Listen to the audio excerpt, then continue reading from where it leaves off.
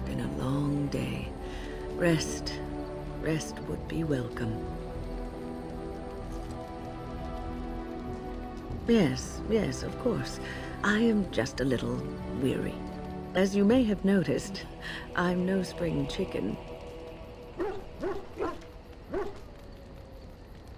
Thank you. You're very kind to say so. But in all honesty, I do not know how many years I have left in me. I have lived for such a long time, but there is always something else to do. And I have to keep going in order to do it. I think I will be glad when I am done.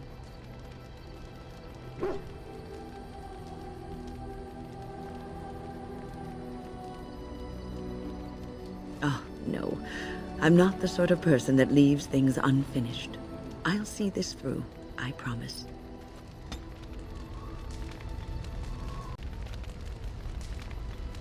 Have you encountered many abominations, apart from the ones in the Circle Tower?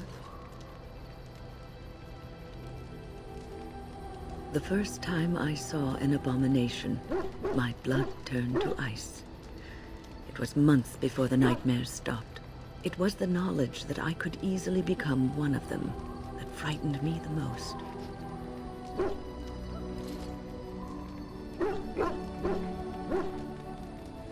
Every mage is vulnerable, no matter how accomplished or powerful. That is the first thing we learn, and overconfidence can lead to recklessness. One slip. All it takes is one slip, and everything you are is simply gone, replaced by madness. And there is no turning back, or at least that's what they say.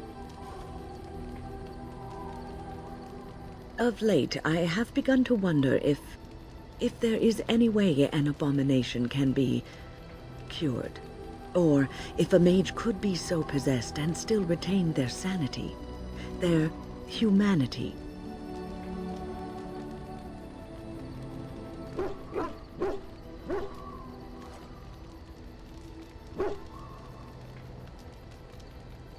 I suppose that old adage remains true. Prevention is better than a cure.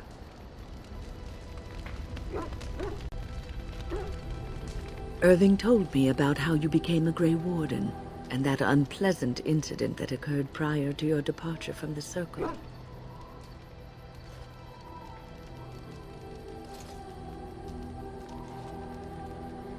That's not something either of us can alter, so it is best to put it behind you. But that aside, you're a Grey Warden now, and perhaps I presume too much by saying this, but the Circle is proud of you.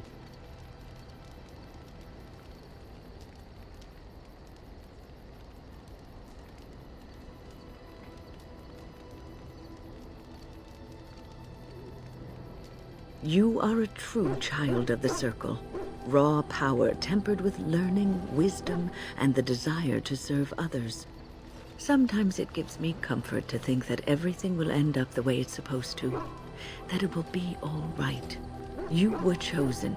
You survived the joining when others did not. Perhaps it was meant to be.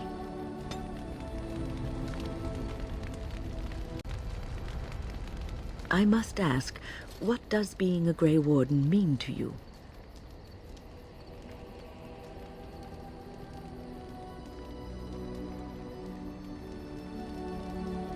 There's that, of course.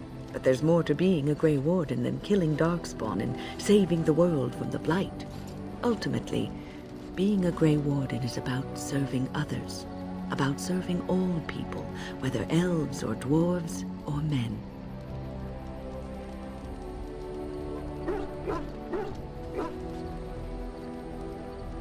As a Grey Warden, you are a guardian of men, and you guard them because their continued existence is more important than you are. Thus it is you who serves, not they. A good king, a true king who cares for his land, uses his power to rule firmly but fairly. He serves his people first and foremost. The king who does not do this, who believes that he is entitled to his power, who abuses it and uses it for his own means, is a tyrant.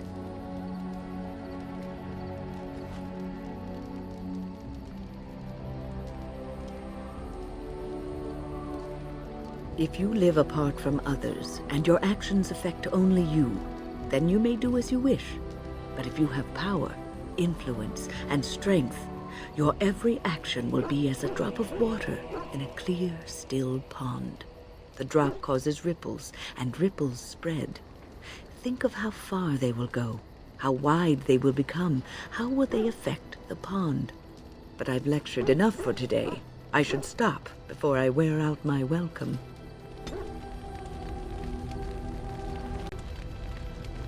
You're quite taken with each other, aren't you?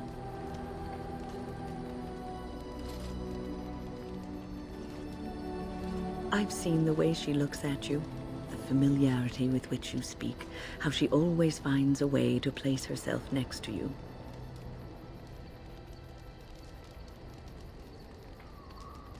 I've noticed your blossoming relationship, and I wanted to ask you where you thought it was going. Leliana is a remarkable girl, sincere and guileless, and she has opened her heart to you. I would not like to see her hurt.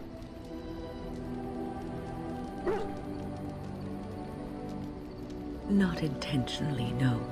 But there is great potential for tragedy here, for one or both of you. You are a Grey Warden. You have responsibilities which supersede your personal desires.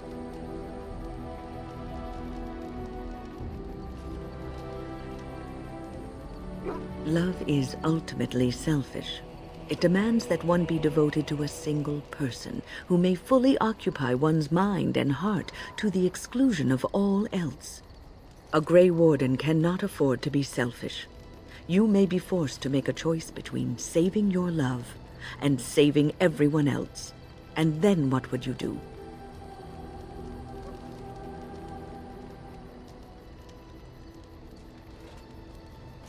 You may have to save one or both of you unnecessary anguish later on.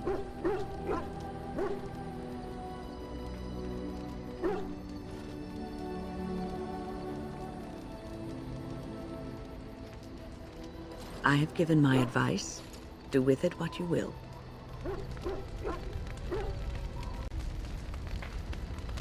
What's on your mind?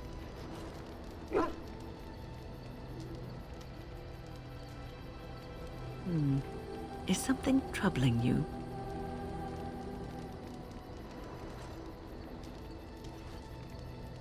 You are one of the 2 surviving Grey Wardens in Ferelden.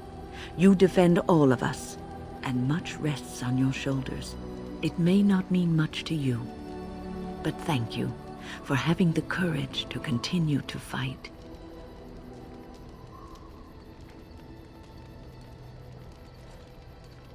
And that gives me hope.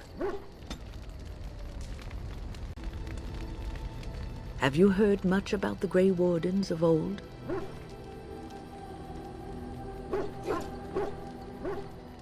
It was said that watching the Wardens ride in on their white griffins was enough to rouse a weary heart and put the dance back in the step of an old man. The Grey Wardens were powerful, feared and respected, but they also inspired the common people. I remember a tale that was told to me many years ago.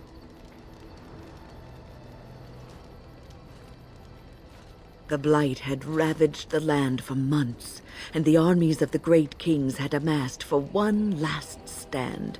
As the sun burst through the clouds that boiled and churned in the dark sky above, it illuminated a vast, seething horde of darkspawn, with the archdemon at its head. And it was then, when courage seemed to fail, and all lost to death and despair, that the Grey Wardens came. They arrived with the beating of wings like mighty war drums, and stood before the armies of men. The Grey Wardens, grim and fearless, marched forth, ever between the men and the encroaching darkspawn.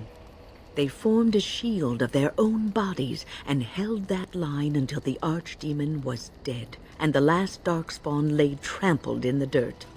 And then, demanding neither reward nor recognition for their sacrifice, the Grey Wardens departed. When the clouds finally rolled back, and the sun shone full upon the blighted ground, the great kings knew that they had lost no men, and none of their blood had been spilled.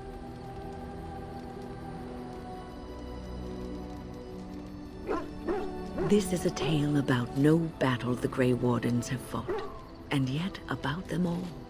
They have always defended us from the Darkspawn, taking losses so we do not have to. People may have forgotten over the centuries, but nothing has changed. This knowledge has been blessing and burden to Grey Wardens past, and now it shall be your blessing and your burden.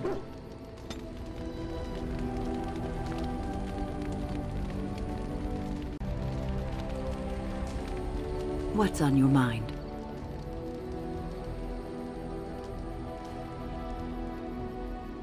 No, you won't.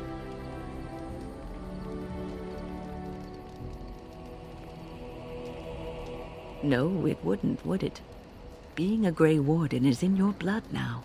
You can't escape it. You wonder sometimes, don't you? If your life would be better if you weren't who you are. When I was a young woman in the tower, I came to the realization that the circle would be my life, and I would know no other. Family, love, a simple life.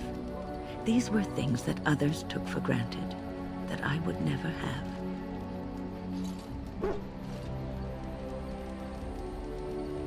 It made me very moody.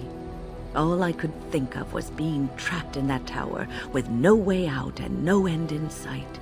I started hating my life and myself, and one night I found myself in the tower's chapel.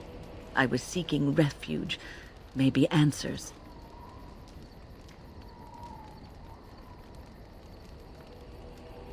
I must have looked tearful or made some noise, because the revered mother came out and decided to speak to me. And because I had no one else to talk to, I talked to her. I must have said many silly things, but she told me that the Maker puts us all on our paths for a reason, and fighting our intended course is what causes so much anguish.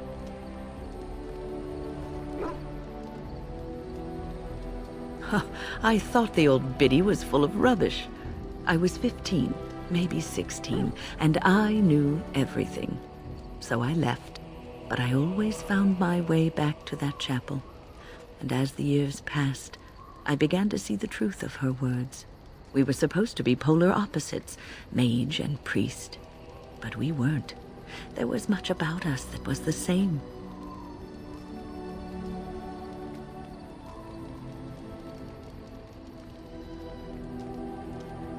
The revered mother had lived in the chantry all her life, as I had been in the tower for all of mine.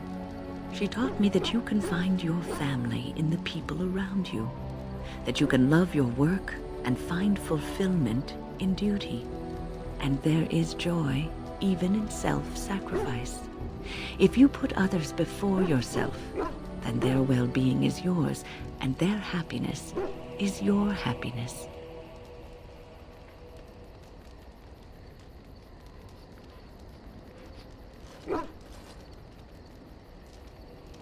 You can scream and cry and be angry about life as a Grey Warden, or you can accept it and allow yourself to see the good in it. This is your choice.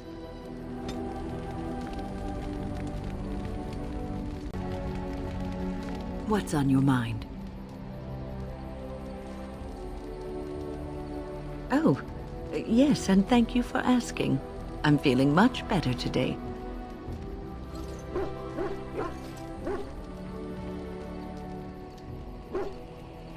Well, thank you for your kindness, my dear.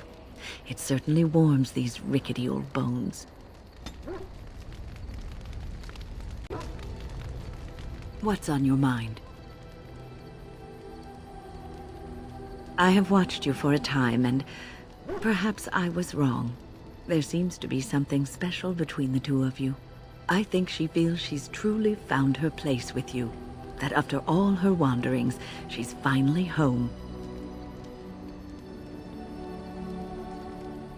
I think I was too harsh in my judgment before, and I am sorry. What you have may not last forever. Death and duty may part you, but love's worthiness is not diminished because of that. I should have seen this before. Instead, you learn to cherish every precious moment that you spend together, knowing that it may be the last. And for those of us watching, well, it brings warmth to these old bones to know that something so beautiful can be found in the midst of chaos and strife.